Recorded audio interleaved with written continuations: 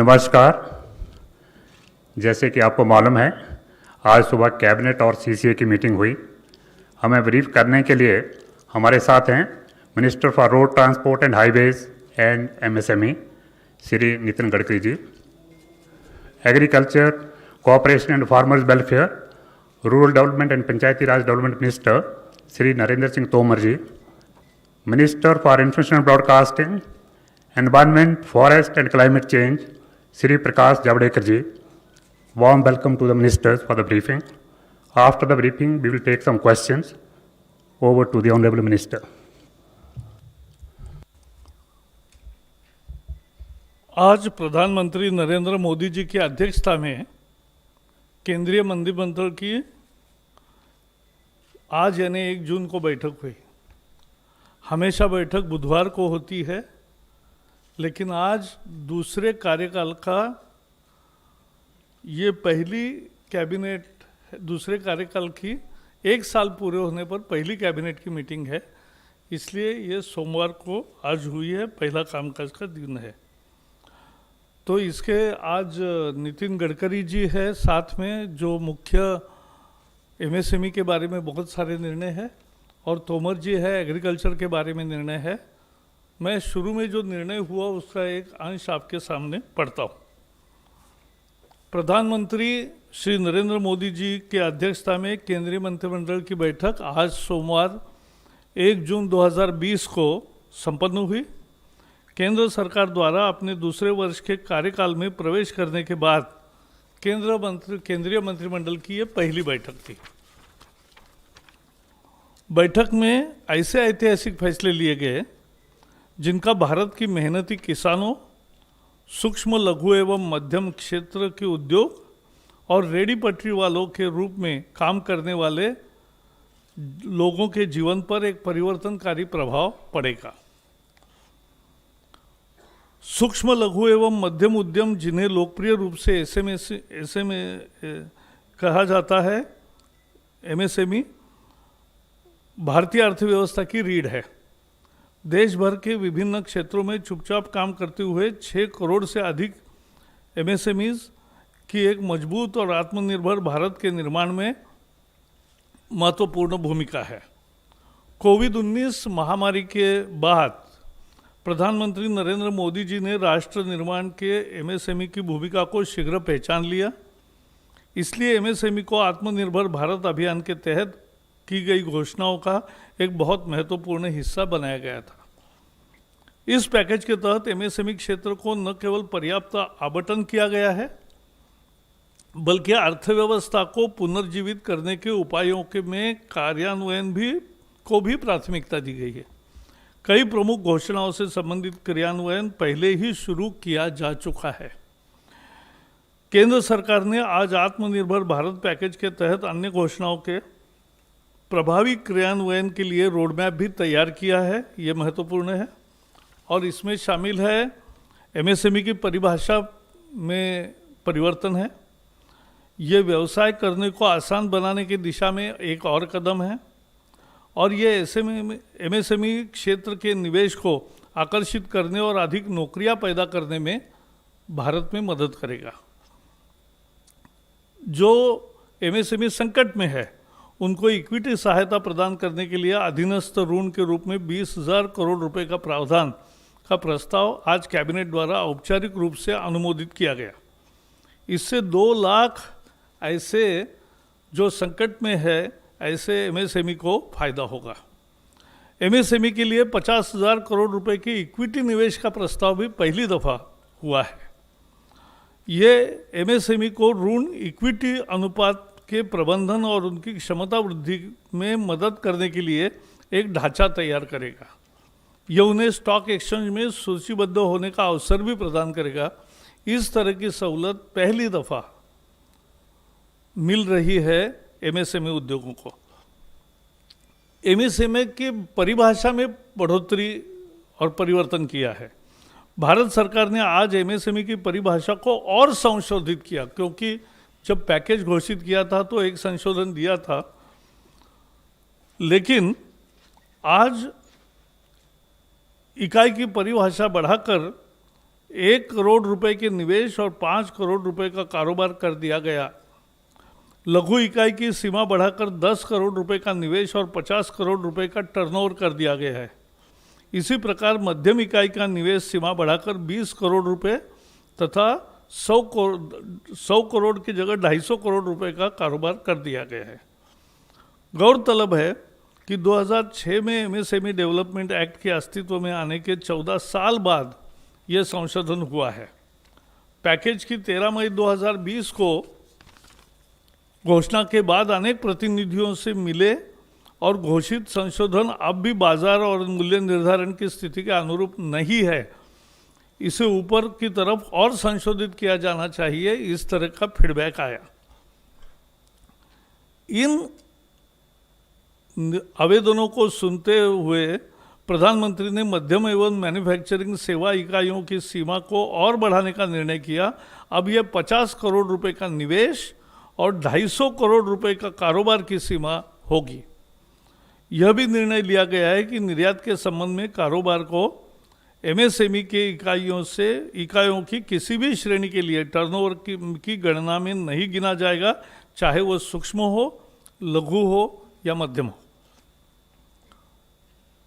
शहरी और आवास मंत्रालय ने विशेष सूक्ष्म ऋण योजना शुरू की है।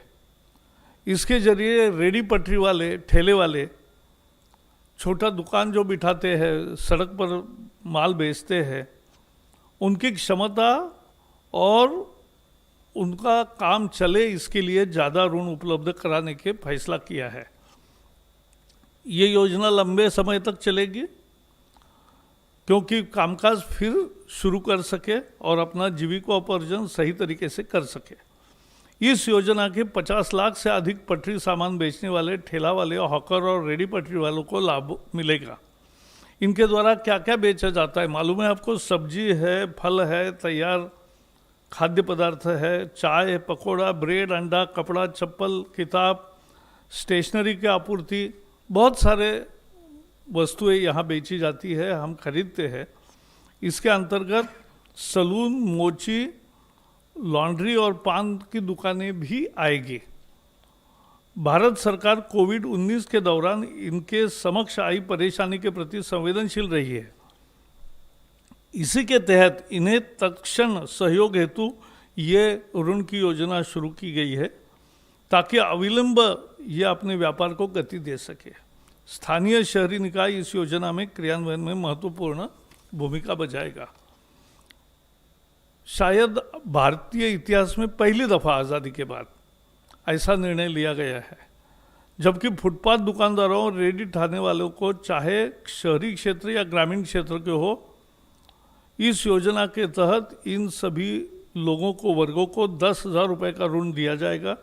इसे वो मासिक किस्तों में अधिकतम 1 वर्ष के अंदर वापस लौटा सकते। समय पर भुगतान करने को वालों को 7% वार्षिक ब्याज सब्सिडी के रूप में लाभार्थी के बैंक खाते में जमा कर दी जाएगा। इसमें किसी तरह का दंड का प्राविधान नहीं है। इस पहल से इन वेंडरों एवं अन्य विक्रेताओं को आर्थिक उन्नयन में मदद मिलेगी। इस योजना के क्रियान्वयन में किसी तरह की कठिनाई ना हो तथा जिन्हें इसका लाभ मिलना है उन तक यह सही ढंग से पहुँचे, इसके लिए मंत्रालय, बैंक एवं स्वयं सहायता समूह की अहम जिम्मेदारी एवं भूमिका तय की गई है।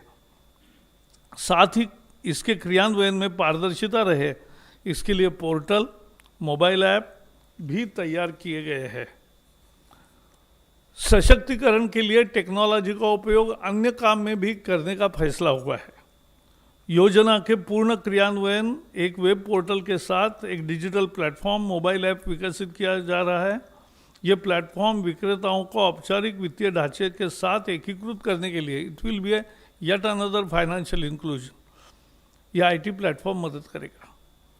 डिजिटल ट्रांजैक्शन को इससे बल मिलेगा, प्रोत्साहन मिलेगा और क्षमताओं के विकास के लिए भी ये राज्य सरकार एवं अन्य एजेंसियों के सहयोग से शहरी विकास मंत्रालय एक क्षमता विकास एवं वित्तीय साक्षरता का कार्यक्रम भी शुरू करेगा, जो महत्वपूर्ण है। सरकार ने किसानों के लिए आज बड़े फैसले किए। जो पहले पैकेज के समय नहीं बताया था, लेकिन आज पहले नया फैसला है और बहुत महत्वपूर्ण है कि न्यूनतम समर्थन मूल्य उसकी कुल लागत का 1.5 गुना ज़्यादा रखने का अपना वादा सरकार पूरा कर रही है। खरीफ फसल 20-21 के 14 फसलों के CACP आधारित न्यूनतम समर्थन मूल्य जारी कर दिया गया है, जिसकी जानकारी तोमर जी बताएंगे। इन 14 फसलों पर किसानों को अब लागत का 50 से लेकर 83% तक ज़्यादा दाम हासिल होगा। सरकार ने बैंकों द्वारा खेती और उससे जुड़े काम धंधों के लिए 3 लाख रुपए तक के अल्पकालिक कर्ज के भुगतान की तिथि भी 31 अगस्त 2020 तक बढ़ाई है और किसानों में इसमें ब्याज की छूट और अदायगी में मोहलत, ये दोनों फायदे उसको मिलेंगे। किसानों को 1 मार्च 2020 से 31 अगस्त 2020 के बीच अल्पकालिक कृषि कर्ज की ब्याज में 2% और अदायगी में 3% का फायदा होगा। भारत सरकार द्वारा किसानों को 7% से कर्जा मिलता है। इसमें 3 लाख रुपए तक के लोन पर 2% बैंक ब्याज की छूट सरकार देगी और समय पर भुगतान पर 3% का फायदा मिलेगा। इसका मतलब 4% में 3 लाख तक का कर्जा मिलेगा। किसानों के लिए ये बहुत बड़ी तोहफा है। ब्याज में छूट की योजना किसानों को किसान क्रेडिट कार्ड के जरिए कर्ज सहित अल्पकालीन फसल कर्ज के देने के मकसद से शुरू की गई है। पिछले कुछ हफ्तों के दौरान बहुत से किसान अल्पकालिक जो क्रॉप लोन होता है उसके अदायगी के लिए बैंक नहीं जा सके। इसको ध्यान रखते हुए कैबिनेट ने जो निर्णय किया है उससे करोड़ों किसानों का लाभ होगा। गरीब ही इस सरकार की सर्वोच्च प्राथमिकता है और इसलिए कोरोना वायरस महामारी के दौरान लॉकडाउन की शुरुआत से ही सरकार सबसे ज़्यादा गरीब लोगों की ज़रूरतों को लेकर संवेदनशील रही है। लॉकडाउन शुरू होने के बाद 2 दिन में पहला 1,70,000 करोड़ का पैकेज की घोषणा हुई। 80 करोड़ लोगों को खाद्य सुरक्षा देने से लेकर 20 करोड़ महिलाओं के बैंक खाते में सीधे आर्थिक मदद पहुंचाने तक, गरीब वरिष्ठ नागरिकों, विधवा, दिव्यांगों को आर्थिक मदद देने से लेकर PM किसान के तहत करोड़ों किसानों को किस्त के रूप में मदद जैसे कदम उठाए गए हैं। इससे एक ऐसे बहुत बड़े गरीब तबके का फायदा मिला है जिसे लॉकडाउन के दौरान परेशानियों का सामना करना पड़ता, और अगर सरकार फौरी तौर पर ऐसे कदम न उठाती तो ये तकलीफ बहुत होती। ये घोषणाएं नहीं रही, कुछ ही दिनों के भीतर करोड़ों लोगों तक सीधे तौर पर नकदी अथवा वस्तु रूप में मदद पहुंचाई गई। 80 लाख टन से ज़्यादा अनाज पहुंचाया गया। सभी बाकी पैसा जो देना था वो DBT के माध्यम से दिया गया है। आत्मनिर्भर भारत के तहत प्रवासी मजदूरों के कल्याण के लिए एक राष्ट्र एक राशन कार्ड, ऐसे लोगों को भी खाद्यान्न जिनके पास राशन कार्ड नहीं है उनको भी देने का व्यवस्था किया। मकान के लिए रियायती किराए वाली नई योजना गृह निर्माण की, और ऐसे ही तमाम अन्य कदमों की घोषणा की गई है। किसानों के कल्याण को लेकर व्यापक सुधारों का ऐलान किया गया है। किसानों को उन जंजीरों से मुक्त किया है, क्योंकि वो सुधार इतने महत्वपूर्ण है APMC को लेकर। क्यों किसानों को उन जंजीरों से मुक्त जिसमें वे जकड़े थे और उनके आमदनी को बढ़ाने के उपाय अब किए गए हैं। इसके अलावा खेती से जुड़े बुनियादी ढांचे में व्यापक निवेश का भी प्रस्ताव है। खेती से जुड़ी अन्य गतिविधियां जैसे मछली पालन को भी वित्तीय मदद दी गई है। भारत सरकार ने हर मोड़ पर समाज के सबसे ज़रूरतमंद तबके के साथ एकजुटता दर्शाई और उसकी मदद की है। तो ये आज एक बहुत महत्वपूर्ण फैसला हुआ है, और ये तीनों फैसले किसानों के लिए, समर्थन मूल्य का भी फैसला, ऋण के बारे में फैसला, और MSME लघु उद्योग, सूक्ष्म उद्योग और मंझले उद्योग का ये किया है। दोनों मंत्री आपके समक्ष है। मैं नितिन जी को रिक्वेस्ट करूंगा कि वो बताएं। अच्छा, पहले तोमर जी अपनी कृषि के संबंध में रखेंगे।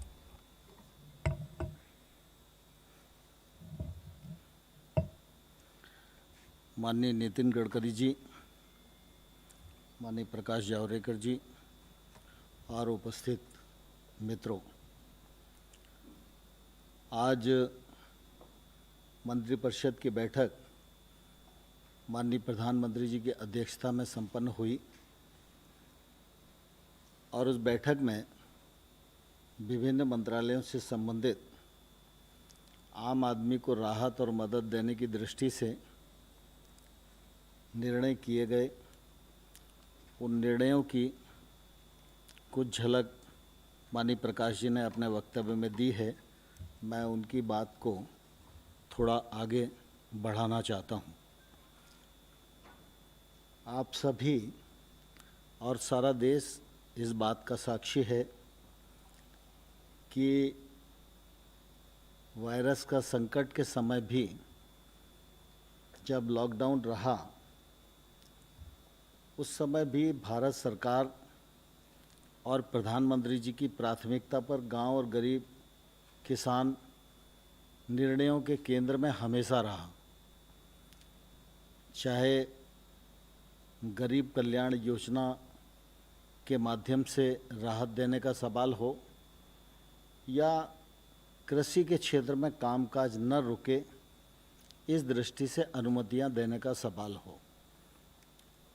जब लॉकडाउन घोषित हुआ उसी समय फसल कटाई के लिए खड़ी थी, लेकिन कटाई का सवाल हो, उपार्जन का सवाल हो, मशीन की आवाजाही की अनुमति हो, मशीन मरम्मत के लिए वर्कशॉप की खोलने का सवाल हो, हर मामले पर सरकार ने संवेदनशीलता के साथ विचार किया और उसी का परिणाम है कि किसान ने प्रतिकूलता के मौके पर भी फसल कटाई का काम पूरा किया और इस बार बम्पर पैदावार करके किसान ने देश को समर्पित की है। सरकार उपार्जन के प्रति भी काफ़ी गंभीर थी और इसलिए उपार्जन की प्रक्रिया अभी चली रही है, लेकिन आज दिनांक तक गेहूं की खरीद 360 लाख मीट्रिक टन हो चुकी है। गत वर्ष ये 342 मीट्रिक टन थी। धान की खरीद 95 लाख मीट्रिक टन हो चुकी है। गत वर्ष यह 90 लाख मीट्रिक टन थी। दलहन और तिलहन की खरीद अभी चल रही है और अभी 16.07 लाख मीट्रिक टन खरीद हुई है। ये गत वर्ष 15 लाख मीट्रिक टन थी। आप सबके ध्यान में है कि 18-19 में सरकार ने एक निर्णय किया था कि किसान को उसके उत्पादन में लागत का कम से कम 50% मुनाफा मिलना चाहिए।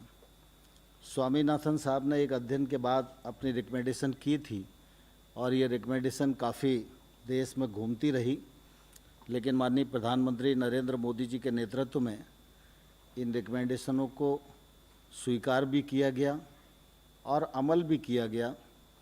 और पिछले बार रबी की जो दरें घोषित की गई थी, उन्हीं दरों पर ये जो मैंने बताया कि उपार्जन का काम हुआ है। आज फिर कृषि लागत एवं मूल्य आयोग की जो रिकमेंडेशन हैं 14 फसलों के लिए वो आ गई हैं, मंत्रिपरिषद के समक्ष विचाराधीन थी और आज मंत्रिपरिषद ने उनको अपनी स्वीकृति प्रदान कर दी है। जैसे धान को देखेंगे तो लागत का 50% अधिक मुनाफे को ध्यान में रखते हुए 1868 यह घोषित की गई है। इसी प्रकार से ज्वार हाइब्रिड को देखेंगे तो ये इसमें भी 50% मुनाफा हो, इस दृष्टि से 2620 घोषित की गई है। बाजरा को अगर हम देखेंगे तो 150 उस 83% को ध्यान में रखते हुए 2150 घोषित किया गया है। ऐसे ही रागी में 50% की वृद्धि है, मक्का में 53% की वृद्धि है, तूर अरहर में 58% की वृद्धि है, मूंग में 50% की वृद्धि है, उड़द में 64% की वृद्धि है, मूंगफली में 50% की वृद्धि है, सूरजमुखी में 50% की वृद्धि है, सोयाबीन में 50% की वृद्धि है, तिल में 50% की वृद्धि है, राम तिल में 50% की वृद्धि है और कपास में 50% की वृद्धि है। यह जो कृषि लागत और मूल्य आयोग है, यह सामान्य तौर पर एक पूरा मैकेनिज्म बना हुआ है जिसमें वो लोग मिलकर कृषक की उत्पादन में जो लागत आ रही है और लागत के समय जो जो चीज़ें उपयोग होती हैं, चाहे वो बीज की कीमत हो, खाद की कीमत हो, मानव का श्रम हो, बैल का श्रम हो, मशीन का खर्चा हो, डीजल हो, बाकी सारी चीज़ों को जोड़कर वो ये तय करते हैं कि लागत कितनी आ रही है और उसके ऊपर समर्थन मूल्य कम से कम 50% और उससे अधिक, जैसे मैंने 64 भी बताया, 83 भी बताया, इतना प्रतिशत उसमें बढ़ा है। इसका लाभ निश्चित रूप से किसानों को बड़ी मात्रा में अगले बार होने वाला है। इसी प्रकार से अभी ब्याज छूट स्कीम के बारे में माननीय प्रकाश जी ने जिक्र किया था, तो ये ब्याज छूट योजना भारत सरकार की है। बैंकों का ब्याज हम लोगों को मालूम है कि 9% है। भारत सरकार 2% की अपनी तरफ से सब्सिडी देती है, तो 7% ब्याज पर किसान को कर्ज मिलता है और अगर किसान समय पर उसको चुका दे तो 3% की सब्सिडी उसे और मिलती है। तो ऐसे कुल मिला के अगर समय पर किसान अपना फसली ऋण चुकाने में सफल होता है तो किसान को 4% ब्याज पर कर्ज मिलता है। इस बार आपको ध्यान है कि 31 मार्च भी लॉकडाउन की स्थिति में था, तो उस समय हम लोगों ने सोचा कि 31 मई तक शायद ये ठीक ठाक स्थिति आ जाएगी, लेकिन अभी भी सामान्य स्थिति नहीं है और इसलिए पहले चरण में 31 मई तक उनको छूट दी थी कि वो अपना पैसा जमा कर दें, लेकिन अभी भी ऐसी स्थिति है कि कई जगह खरीद का काम भी चल रहा है, कई जगह बैंक में जाना थोड़ा दुर्लभ ही हो रहा है। इसलिए किसानों के हित में माननीय प्रधानमंत्री जी ने इस तिथि को बढ़ाकर अब 31 अगस्त कर दिया है। 31 अगस्त तक जो किसान अपने ऋण की अदायगी करेगा उसको 4% ब्याज पर ही कर्जा मिलेगा। मैं समझता हूँ ये किसानों के लिए निश्चित रूप से बहुत बड़ी राहत है और इस दिशा में प्रधानमंत्री जी निरंतर सोचते भी रहते हैं। गत वर्ष का भी अगर हम देखेंगे तो सब्सिडी के रूप में 28,000 करोड़ रुपया किसानों के हित में इस कार्यक्रम के अंतर्गत हर किसान की जेब में जाता है। तो इस बार ये थोड़ा और ज़्यादा भी हो सकता है, लेकिन पिछले बार 28,000 करोड़ रुपए की सब्सिडी प्रदान करने की स्थिति आई थी। तो यह ब्याज छूट योजना के अंतर्गत देश भर का किसान ये सोच रहा था कि 31 मार्च को नहीं हो पाया, फिर उसको आशा बंधी 31 मई, लेकिन 31 मई को भी वो अवसर नहीं आ पाया, तो इसलिए फिर 31 अगस्त तक की ये छूट प्रदान की गई है। यह निश्चित रूप से किसानों के लिए बहुत ही लाभप्रद रहेगी। मुख्य रूप से मुझे इतना ही कहना है, बाकी नितिन जी आए हैं अपने सूक्ष्म उद्योगों के बारे में जो बड़े निर्णय हुए हैं उसकी जानकारी। हमारे देश के जीडीपी में 29% कंट्रीब्यूशन एमएसएमई का है। हमारे देश का जो एक्सपोर्ट होता है वो 48% एक्सपोर्ट हमारे स्मॉल मीडियम और माइक्रो इंडस्ट्रीज़ के द्वारा होता है। हमारे देश में अभी तक 6 करोड़ एमएसएमई है और इसके आधार पर आज मोटे तौर पर जो आंकड़ेवारी उपलब्ध है उससे 11 करोड़ से ज़्यादा जॉब्स एमएसएमई ने दी है। इस एमएसएमई की कोई मूलभूत समस्याएं भी थी और आज प्रधानमंत्री जी की अध्यक्षता में काफ़ी अच्छे और बड़े निर्णय आज हुए हैं और निश्चित रूप से ये निर्णय देश के औद्योगिक विकास में बहुत ऐतिहासिक बदल करेंगे। आपको पता होगा कि 2006 में एक एक्ट पास करके एमएसएमई की व्याख्या की गई थी, और वो व्याख्या जो थी वो उसके बाद घोषणा और उसमें आज का बदल, 3 बातों की जानकारी मैं आपको दे रहा हूँ। एग्जिस्टिंग यानी सबसे पहले पुराना जो बात थी उसमें मैन्युफैक्चरिंग सेक्टर और सर्विस सेक्टर दोनों अलग किए गए थे, और उसमें माइक्रो सेक्टर में इन्वेस्टमेंट यानी टर्म लोन जो होता है, जिसमें इक्विपमेंट एंड फिक्स मशीनरी जो होती है, प्लांट एंड मशीनरी इक्विपमेंट, उसकी कॉस्ट वो माइक्रो में 25 लाख थी और टर्नओवर जो था वो 10 लाख का था। अब माइक्रो में जो अनाउंसमेंट हुई थी उसमें इन्वेस्टमेंट 1 करोड़ की हुई और टर्नओवर 5 करोड़ का हुआ, 10 लाख का एकदम 5 करोड़ हो गया।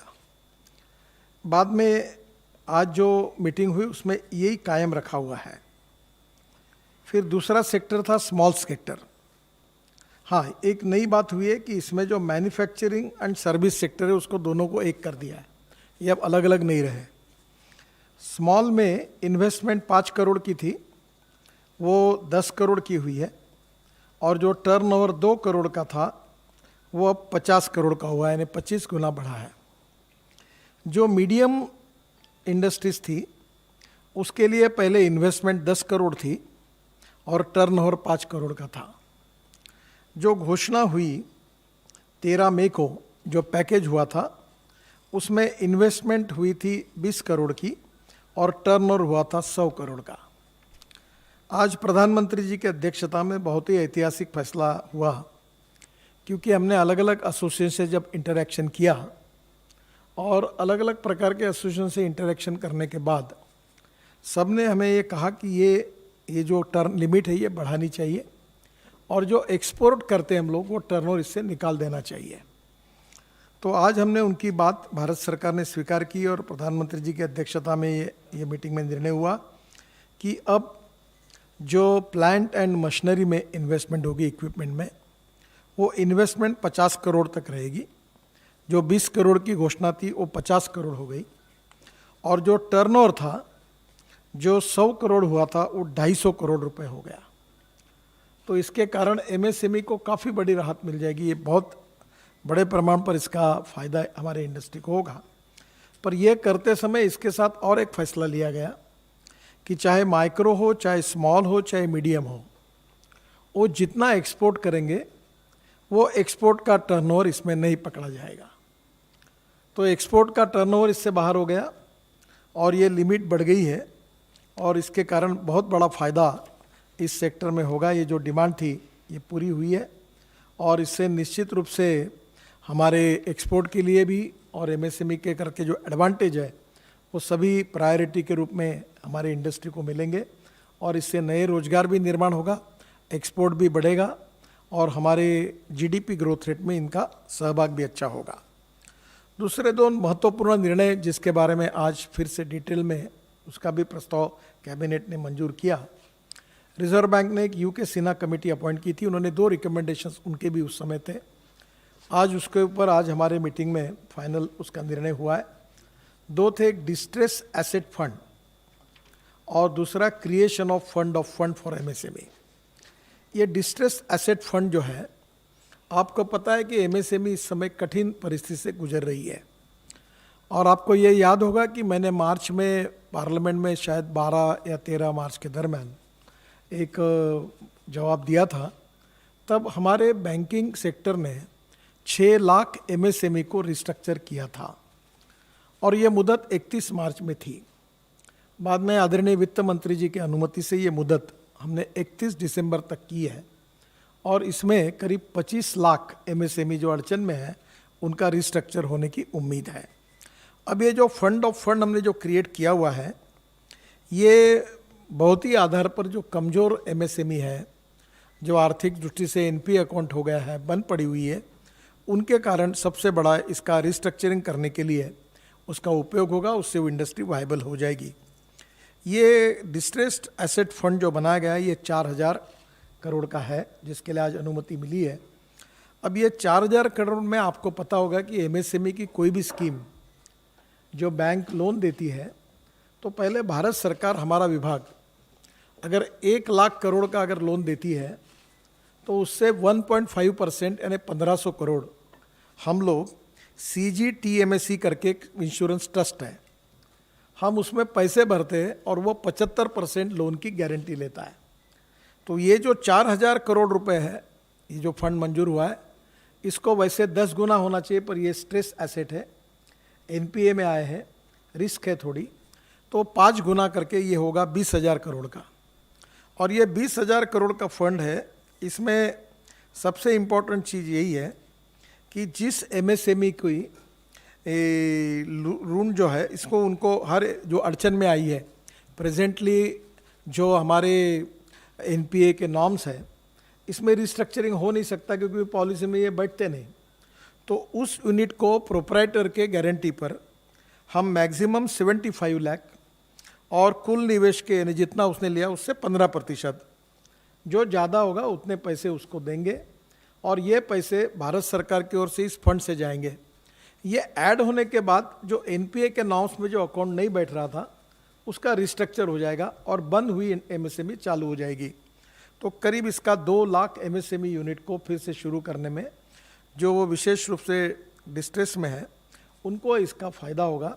और ये फंड की आज मंजूरी आज कैबिनेट ने दी है और ये 20,000 करोड़ ये फंड का उपयोग होगा। दूसरा इम्पॉर्टेंट निर्णय ऐसा हुआ है कि विशेष रूप से आपको पता है कि हमारे बड़े इंडस्ट्री जो होती है, जो आप 3 बातों में वर्ल्ड में इकोनॉमी में चर्चा होती है, इंश्योरेंस इकोनॉमी, पेंशन इकोनॉमी और शेयर इकोनॉमी। और ये जो बड़े इंडस्ट्री है, इनके शेयर स्टॉक एक्सचेंज में लोग लेते हैं, खरीदते हैं, ये आपको पता है। MSME को ये सहूलियत नहीं थी, तो अभी हमने एक 10,000 करोड़ का शुरुआती योगदान दिया है और इस फंड को बाकी के फंड ऐड करके ये 50,000 करोड़ का फंड बनेगा। और जो MSME एक्सपोर्ट करती है, जिनका टर्नओवर अच्छा है, GST रिकॉर्ड अच्छा है, आपको याद होगा कि बीच में नेशनल स्टॉक एक्सचेंज मुंबई में मैंने 20 MSME को कैपिटल मार्केट के लिए उसका लॉन्चिंग किया था। तो अब कुछ MSME हज़ार करोड़ का एक्सपोर्ट करती है, उन्हें बैंक के ऊपर डिपेंड होने की कोई आवश्यकता नहीं है, तो हम उनको पहले ही उनके फंड के लिए हम उसमें हमारी इक्विटी खरीदी करेंगे। वो मैक्सिमम 15% है, जो भी है उसकी फंड उसमें हम खरीद सकते हैं और ये इक्विटी के कारण उनको स्ट्रेंथ मिलेगी। और फिर वो जब स्टॉक एक्सचेंज में जाएंगे तो उनका जो 10 रुपये का शेयर है उसमें हमने खरीद लिया, तो उस ताकत में देगी उसको। और उसके बाद में उसका शेयर कभी 25 का होगा, कभी 30 का होगा, कभी 40 का होगा। और शेयर मार्केट आपको पता है, तो जैसे वो शेयर अगर 30-40 का होगा तो हम अपने शेयर बेच देंगे और फिर हम वापस आ जाएंगे और दूसरे को पैसे देंगे। तो इस प्रकार से जो अच्छे यूनिट्स हैं, जिनका बैलेंस शीट अच्छी है, जिनका टर्नओवर अच्छा है, जिनका रेटिंग अच्छा है और जिनका GST record, turnover record bank का अच्छा है, ऐसे लोगों को हम क्राइटेरिया करके इस प्रकार का मार्केट में जिनका लिस्टिंग हो सकता है, ऐसे MSME को हम पूरा ताकत देंगे और इसके कारण ये भी एक बहुत बड़ी स्ट्रेंथ मिल जाएगी। इससे एक्सपोर्ट भी बढ़ेगा और ये यूनिट भी स्ट्रांग बनेगी। तो ये 2 फंड है, creation of fund for MSME, जिसका आज 50,000 करोड़ की शुरुआत होगी और ये रिवॉल्विंग फंड होते होते मैं थोड़ा ऑप्टिमिस्टिक सोचता हूँ 3-4 साल में ये 2 लाख करोड़ भी हो सकता है। तो ये एक को दिया, एक से निकाला, दूसरे को दिया, दूसरे से तीसरे को दिया, धीरे धीरे हमारी MSME ये शेयर मार्केट की तरफ, स्टॉक एक्सचेंज की तरफ जाएगी और जो अच्छा परफॉर्मेंस दिखाएंगे उनको बाहर से फिर जनता उसमें निवेश करेगी और एक बहुत अच्छा गेटवे इसके कारण ओपन हुआ है। तो ये दोनों निर्णय फंड्स के बारे में, एक डिस्ट्रेस एसेट फंड और दूसरा ये फंड ऑफ फंड, और उसके साथ MSME की डेफिनेशन बदलने का जो निर्णय हुआ है, ये अपने आप में आज तक के इतिहास में, ये 2006 में था, बहुत बार ये डेफिनेशन बदलने के प्रयास किए गए थे पर वो संभव नहीं हुए। इस बार पूरी तरह प्रधानमंत्री जी ने इसको पूरा सपोर्ट किया, वित्त मंत्री जी ने किया और मैं MSME मंत्री होने के नाते देश के तमाम उद्योजकों की ओर से, जो डिपार्टमेंट सबसे ज़्यादा रोजगार निर्माण करता है, जो डिपार्टमेंट सबसे ज़्यादा एक्सपोर्ट में कंट्रीब्यूट करता है और जो डिपार्टमेंट देश की वेल्थ में बैकबोन है, ऐसे डिपार्टमेंट में इन लोगों को स्ट्रांग करने का एक बहुत इम्पॉर्टेंट पहल आदरणीय प्रधानमंत्री जी ने की है। इसके बहुत अच्छे परिणाम आने वाले समय में, इस संकट के समय में निश्चित रूप से उपयोगी होंगे और आएंगे। मैं प्रधानमंत्री जी का बहुत बहुत अभिनंदन इस विभाग का मंत्री होने के नाते इन तीनों निर्णय के लिए करता हूँ। बहुत धन्यवाद नितिन जी। रेडी पटरी वालों के लिए जो पहली दफ़ा ऐसी स्कीम बनी है कि 10,000 रुपये उनको बहुत सहूलत से ऋण मिलेगा, उस योजना का नाम भी तय हुआ है। वो है PM Svanidhi, prime minister street vendors Atmanirbhar Nidhi. PM Svanidhi, prime minister street vendors Atmanirbhar Nidhi. ये एक नाम दिया गया है और मुझे पूरा विश्वास है कि पीएम स्वनिधि बहुत लोकप्रिय होगा। जैसे दोनों ने बताया, किसानों के लिए और एमएसएमई के लिए बहुत अहम फैसले हुए हैं। अब उन्हीं मुद्दों पर आपको कुछ सवाल है तो ज़रूर पूछिए, क्योंकि बाकी सवालों के लिए हम आपके स्टूडियो में यानी वर्चुअली अभी आते हैं, तो आते हैं तब चर्चा कर ही सकते हैं। नंबर 18। गडकरी साहब, मेरा सवाल ये है कि जो एमएसएमई की परिभाषा 250 करोड़ रुपए की गई है और इमरजेंसी क्रेडिट गारंटी जो स्कीम थी उसमें 100 करोड़ रुपए की बात की गई थी, तो क्या 250 करोड़ रुपए वालों को भी फ़ायदा मिलेगा? और दूसरा सवाल ये है कि डिस्ट्रेस फंड में रेट ऑफ इंटरेस्ट क्या होगा?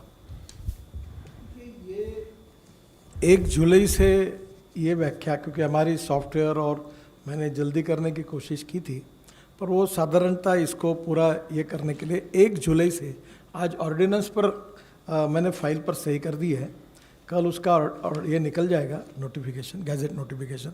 1 जुलाई के बाद इस स्कीम का फ़ायदा होगा। ये जो फंड के बारे में आपने बात की है, इसके बारे में स्वाभाविक रूप से ये जो हम इक्विटी के रूप में दे रहे हैं, उसके ऊपर इंटरेस्ट जो है वो भारत सरकार का फंड है, तो वो लगाने के बारे में अभी निर्णय नहीं हुआ है, पर वो कम से कम लगाने की कोशिश करेंगे। वो जो उसके लोन पर जो इंटरेस्ट होगा वही लगेगा।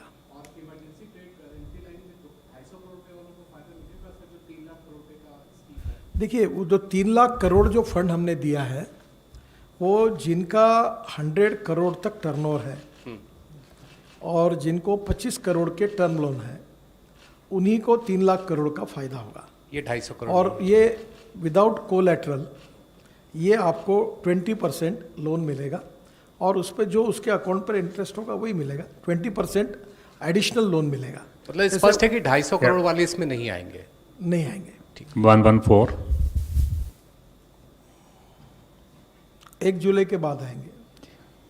जी मंत्री जी, एसएम आसिफ इधर आपके सामने मेरा सवाल है। मैं सामने हूँ। मेरा सवाल है आपसे कि एमएसएमई में एनपीए अकाउंट जो पूरे देश में फैला हुआ है, तो जो नई स्कीम है उसमें आपने कहा कि एनपीए अकाउंट को सरकार जो है उसका परसेंटेज कुछ देगी, उसको ज़रा डिटेल बता। देखिए, पहली बात तो ऐसी है कि मैंने मार्च में जवाब दिया था कि 6 लाख एमएसएमई रिस्ट्रक्चर हुई, फिर उसकी मुदत 31 मार्च थी, वो बढ़ाकर 31 दिसंबर तक किया गया। दूसरी इम्पॉर्टेंट चीज़ है कि ये जो स्ट्रेस एसेट है जो एनपीए हो गए हैं, इनके लिए हमने स्कीम बनाई कि भारत सरकार ने 4,000 करोड़ दिए है।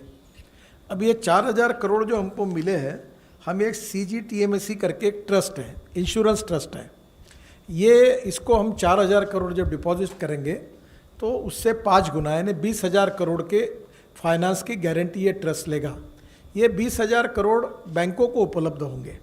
फिर जो एमएसएमई जो है, जो एनपीए हो गई है, स्ट्रेस है और आज के रूटीन नॉर्म्स में नहीं बैठ रही है, फिर ये 20,000 करोड़ में से उसका जो प्रोपराइटर होगा उसके गारंटी पर हम उसको ये फंड में से इक्विटी देंगे।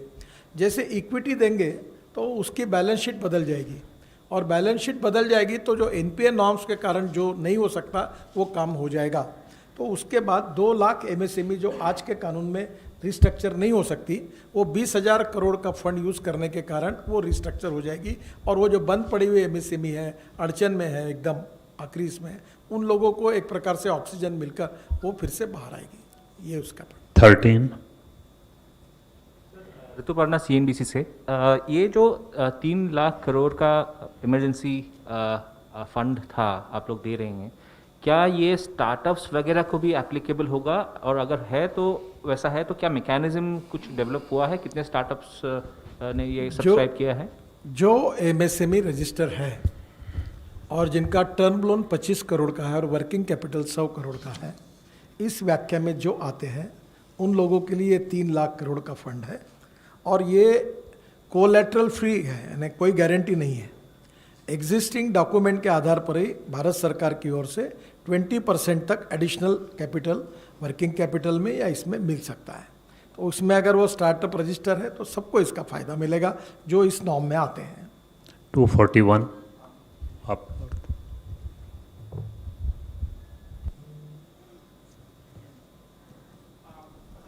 तो बट सर, जैसा कि आपने कहा कि किसानों को जो सुविधा दी गई थी वो पहले 31 मई तक दी गई थी, अब उसे 31 अगस्त तक कर दिया गया था। तो क्या हम ऐसा मान के चले कि जो सरकार सोच रही थी कि पहले मई तक या जून तक कोरोना पर नियंत्रण कर लिया जाएगा, अब उस डेट को 31 अगस्त तक कर दिया गया है? कोई लिंक नहीं है, इसका कोई लिंक नहीं, आई थिंक। ये कोई सवाल दरअसल थोड़ा क्या है ना कि है। We कोई move to भी 104. सरकार में बैठा हुआ कोई भी व्यक्ति भविष्य वक्ता नहीं है। जी।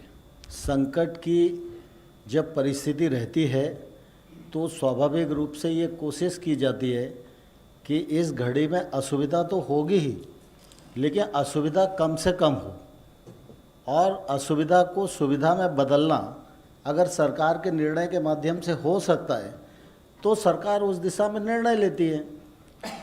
पहले लगता था कि 31 मई तक आवाजाही शुरू हो जाएगी, किसान जमा कर देगा, लेकिन जब सब तरफ से फीडबैक आया कि अभी जमा करने में कठिनाई है और सरकार किसानों के प्रति प्रतिबद्ध है, उनके हितों के प्रति प्रतिबद्ध है, इसलिए 31 मई को बढ़ाकर 31 अगस्त किया। इसको इधर उधर जाके देखना मुझे लगता है उचित नहीं है। 104 सर, मैं लक्ष्मण CNBC आवाज़ से। मेरा सवाल ये है, किसानों के लिए आपने जो ऐलान किया है कर्ज पे ब्याज सस्ता करने का, तो जो किसान समय पे कर चुकाते हों उनको अतिरिक्त ब्याज में छूट देंगे, तो अब तक के रिकॉर्ड क्या कहता है, कितने किसान अतिरिक्त ब्याज में छूट के हकदार होंगे जो समय पर कर चुकाते हैं? और इससे जुड़ा दूसरा सवाल है कि आत्मनिर्भर पैकेज के दौरान सरकार ने APMC एक्ट की जगह नया कानून लाने का भी ऐलान किया था, वो कब तक हम इसको देख सकते हैं ज़मीन पर? कि ब्याज पर जो छूट की बात कही है, यह योजना पहले से जारी है और मैंने गत वर्ष का भी आंकड़ा आपके समक्ष रखा कि गत वर्ष ब्याज सब्सिडी के रूप में 28,000 करोड़ रुपए व्यय करने की स्थिति है। अगले बार जब ये परिस्थिति आएगी तो यह आंकड़ा और बढ़ सकता है। सामान्यतः अगर हम देखेंगे तो KCC के माध्यम से अभी किसानों के पास 4 लाख करोड़ रुपए का अल्पकालिक ऋण है, और सरकार ने अभी जब पैकेज की घोषणा की थी और उससे पहले भी प्रधानमंत्री जी ने इस अभियान को चित्रकूट में घोषित किया था, तब यह कहा था कि हम KCC 100% किसानों को देंगे, और अभी लगभग 6 करोड़ 65 लाख से अधिक किसान हैं जिनको इस स्कीम के अंतर्गत कवर किया गया है। 2.5-3 करोड़ किसान अभी ऐसे हैं जिनको इस स्कीम के अंतर्गत और कवर किया जाना है। पिछले दिनों जब फरवरी में इस अभियान की घोषणा की थी तो प्रधानमंत्री जी ने उस समय 15 दिन काम चला था, उसमें लगभग 75 लाख किसानों ने अपना एप्लीकेशन जमा किया था, और उसमें लगभग 41 लाख किसानों की स्वीकृतियां भी बैंक ने कर दी थी, और 22 लाख किसानों को ये पैसा दे भी दिया था। लेकिन उसके बाद ये लॉकडाउन हो गया तो बीच में गतिविधि थम गई है, लेकिन अभी पैकेज में भी इसकी घोषणा की गई है। हम अभियान चला के कोशिश करेंगे कि जल्द ही ये 2.5-3 करोड़ जो किसान बचे हुए हैं इनको KCC के कवर के अंतर्गत लाया जाए, और ये सब आ जाएंगे तो लगभग 2 लाख करोड़ रुपया और नीचे किसानों के पास पहुंचेगा।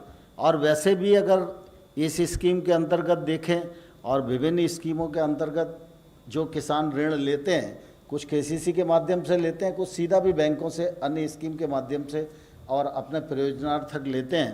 तो ऐसा लगभग 9 करोड़ किसानों के पास 8 लाख करोड़ रुपया अभी बैंक के द्वारा दिया गया है और इस स्थिति को और आगे आने वाले कल में सरकार बढ़ाने वाली है। 50 एपीएमसी के विषय में आपको मालूम है कि बहुत दिन से लगातार इस बात की कोशिश की जाती रही है कि किसान जो एक तौर से बंधन में बंधा हुआ है अपने उत्पाद को बेचने के लिए, इसका खुलना और इसे आज़ाद करना जरूरी है। आमतौर पर पहले भी सरकारों ने प्रयत्न किए, लेकिन सरकार उस दिशा में आगे कुछ कर नहीं पाई और फिर नीति आयोग ने भी एक मॉडल एक्ट बनाया। उस एक्ट में भी राज्य सरकारों को भेजा गया, तो कुछ कुछ सरकारों ने उसको स्वीकार किया, किसी ने आंशिक रूप से स्वीकार किया। अभी बहुत सारी सरकारें हैं जो तेज़ी से उस पर काम कर रही हैं।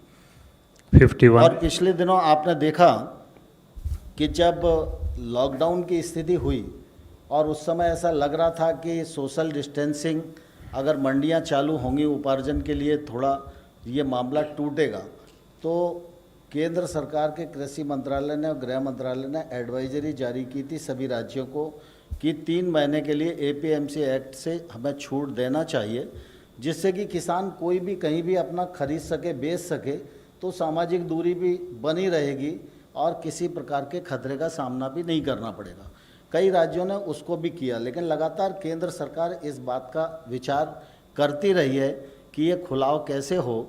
और कृषि का विषय वैसे राज्य का विषय है, लेकिन ट्रेड का विषय तो केंद्र का है।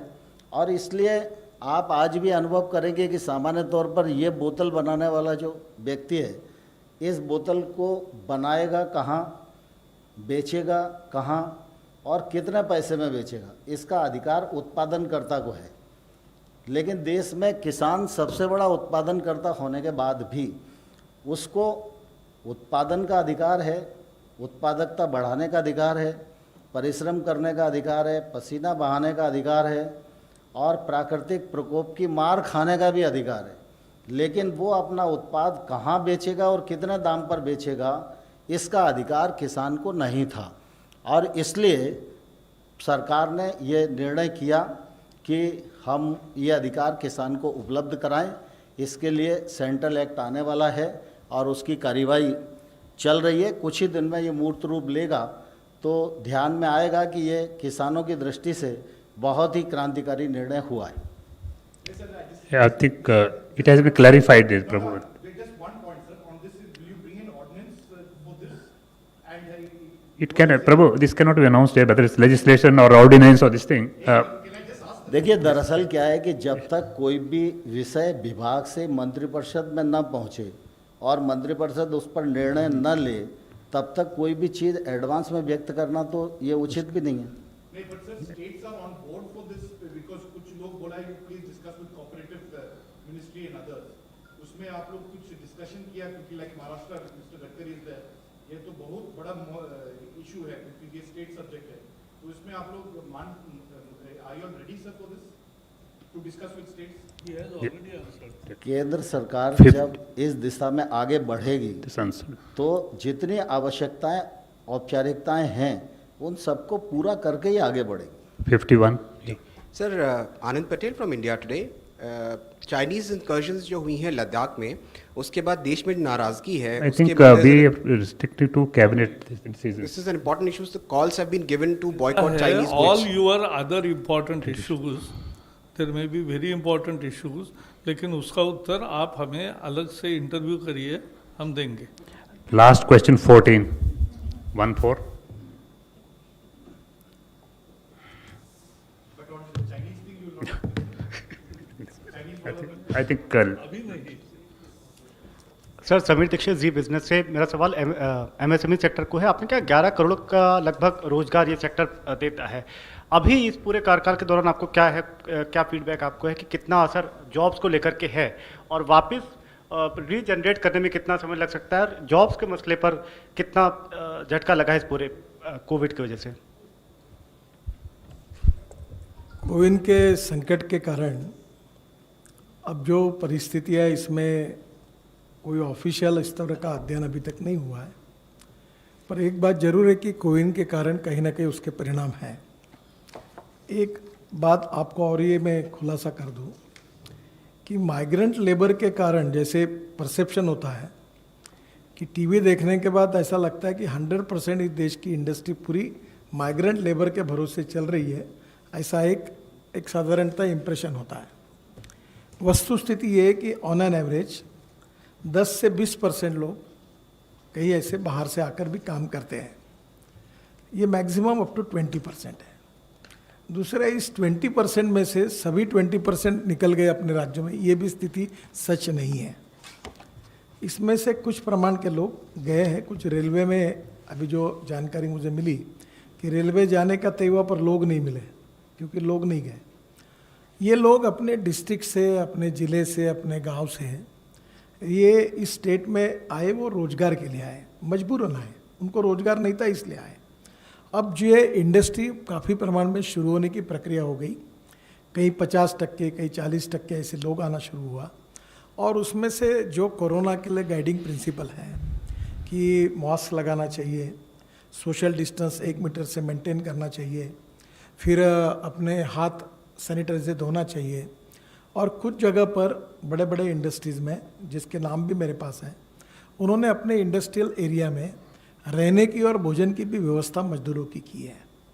और अभी मैं एक 8 दिन पहले रिसाइकलिंग इंडस्ट्री जो 5 लाख करोड़ का कारोबार करती है, उसने मुझे कहा कि वो लोग आना चाहते हैं। तो मैंने उनको सुझाया है कि जहाँ गए हैं वहाँ के डिस्ट्रिक्ट कलेक्टर उसकी परमिशन और वहाँ की फॉर्मेलिटी पूरी करके, जहाँ आना चाहते हैं वहाँ का डिस्ट्रिक्ट कलेक्टर और उसकी फॉर्मेलिटी पूरी करके आप उनकी लाने की, अगर आते हैं तो लाने की व्यवस्था करिए और उसमें उसका उपयोग लीजिए। अब सरकार में, भारत सरकार ने, गृह विभाग ने, राज्य सरकार ने और उसके बाद वहाँ के डिस्ट्रिक्ट कलेक्टर, ऐसा लेकर सब प्रकार की बातों का क्लैरिफिकेशन दिया है और इंडस्ट्री अब शुरू भी हो रही है। मैं बहुत बार कहता हूँ कि now it is important for everybody to, कि भाई हम ये सीखें कि कोरोना वायरस के साथ हमारा art of living with corona virus. तो अब धीरे धीरे इंडस्ट्री में भी हमको वही उपाय करने पड़ेंगे। और मैं ये देख रहा हूँ कि पॉजिटिविटी के साथ और आत्मविश्वास निर्माण करने की आवश्यकता थी, वो कोशिश हम कर रहे हैं। और बड़े प्रमाण पर लोग कुछ वापस आने की भी स्थिति में, रोजगार शुरू हो रहा है, इंडस्ट्री भी शुरू हो रही है और धीरे धीरे उन नियमों का पालन करके हम काफ़ी बातों को रेगुलराइज करेंगे तो निश्चित रूप से उसके अच्छे परिणाम मिलेंगे। धन्यवाद sir, thank you very much friends, thank you.